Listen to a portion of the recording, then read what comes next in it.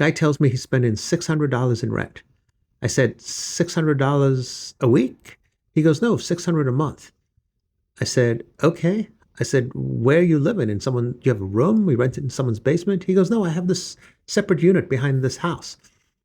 I said, okay. I said, do you have to leave or something? He goes, no, I don't have to leave. I just think I want to buy a house. I was like, what's actually going on there? He goes, I don't know. It's about 1,000 square feet. It has a little living area, has a small kitchen area, one bedroom, bathroom, has a little patio area. I was like, can I get the address? He gives me the address and I'm looking at it and it's this multi-million dollar house. I was like, wow, this is several million dollars. He goes, yeah, that's the main house.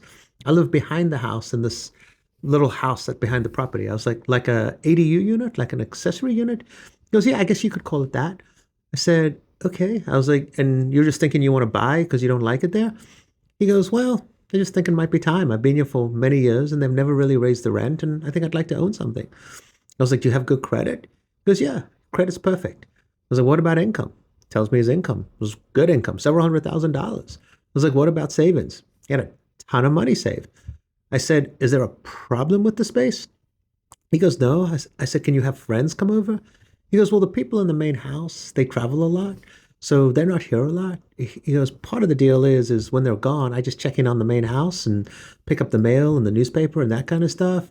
But other than that, I don't really have to do anything. And so when they're not here, which is most of the time, I get to, people can come over, we can hang out and do whatever. I was like, okay. I was like, are you sure you want to move? He goes, I think so. I said, do you want to buy an investment property? He goes, no, I'm not into an investment property. I said, how about a beach home or a ski home or a lake home?